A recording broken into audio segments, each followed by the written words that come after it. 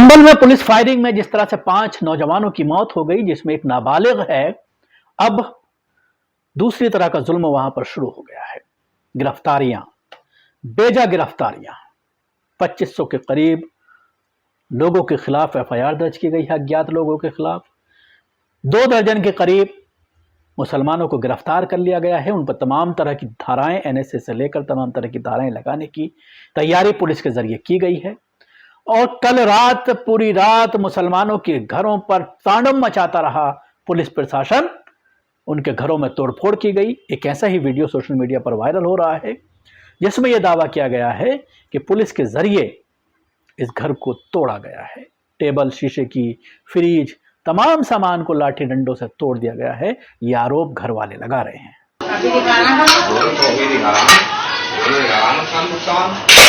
कुछ और दिखाएंगे, ये डालनी चाहिए ना, ये सब चीज उसको डालनी चाहिए। एलईडी, हाँ एलसीडी ना तो बोला दिखा रहा है, वो चौके चौके दिखा रहा है उसमें। बस मोबाइल से तुम अपने मोबाइल से डालो ये सब।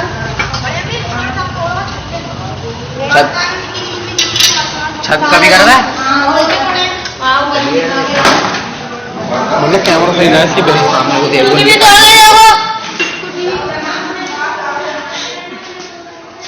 ये देखो भाई, बच्चों के पढ़ने की वो भी तोड़वा सब। आओ कल को आज काम भाई का क्या कर रहा है। ये देखो भाई, गरीब आदमी की भाई गुंडागर्दी चल रही है यहाँ पर।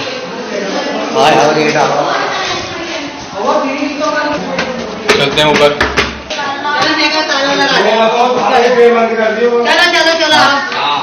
चलो चलो सब बना लो, चलो सब आओ बाहर को आओ। देखो भाई, खाना पीना सब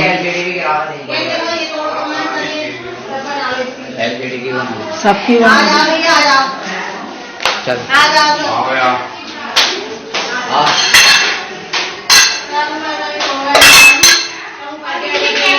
बहुत तोड़फोड़ करी है। अब प्रशासन ने, आप अपने टीवी स्क्रीन पर ये लेटर देख सकते हैं।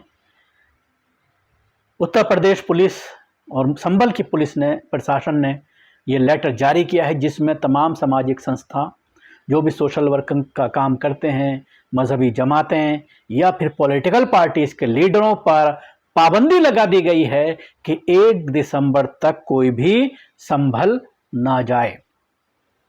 वो संभल ना जाए जो संभल का रहने वाला नहीं है। अपनी आइडेंटिटी दिखाने के बाद ही किसी को संभल में दाखिल होने की इजाजत दी जाएगी।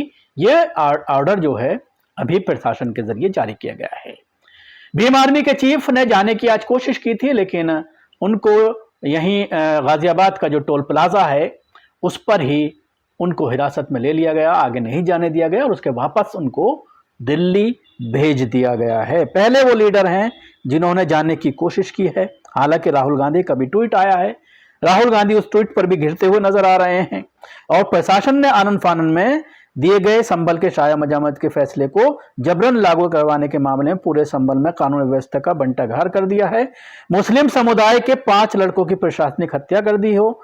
वे अब तानाशाही आदेश जारी करके कह रही है कि क्योंकि उनकी नाकामी की वजह से संभल में भयंकर तनाव की स्थिति बन चुकी है, इसलिए 1 दिसंबर तक किसी भी बाहरी व्यक्ति, सामाजिक संगठन या फिर जनप्रतिनिधि, विधायक, सांसद संभल की सीमा में बिना उनकी आज्ञा के नहीं घूम सकते हैं।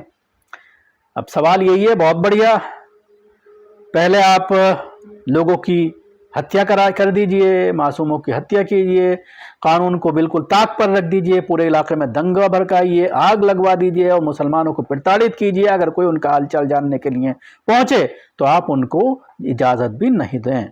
तो संभल का जो हालिया विवाद है, राज्य सरकार का पक्षपात और जल्दबाजी भरा रवैया बेहद दुर्भाग्यपूर्ण है।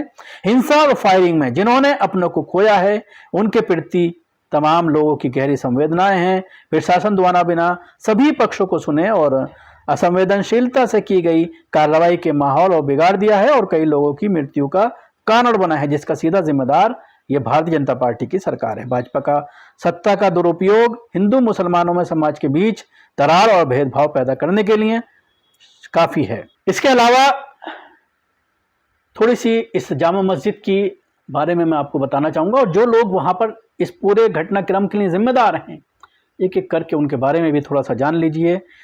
संभल मस्जिद विरोध प्रदर्शन पर मुस्लिम के विशेष आदेश है कि जामा मस्जिद, जिसे बाबरी मस्जिद भी कहा जाता है, संभल के सबसे पुराने स्मारकों में से एक है। ये संभल का एक विरासत स्थल है। ये मस्जिद 1528 में सम्राट बाबर के आदेश के तहत मीर बेग द्वारा बनाई गई थी, जो बात इसे और भी ज्यादा ऐतिहासिक बनाती है। अब सवाल यह है कि मुसलमान यहां पर तकरीबन 500 साल से नमाज पढ़ रहे हैं, नमाज अदा कर रहे हैं। अचानक एक दिन विष्णु शंकर जैन अपने गुर्गों के साथ चंदोसी कोट पहुंचता है, जो संभल की संवर्धित कोट है, और वहां पर वो ये दावा करता है कि इस मस्जिद के नीचे फलाने का मंदिर है।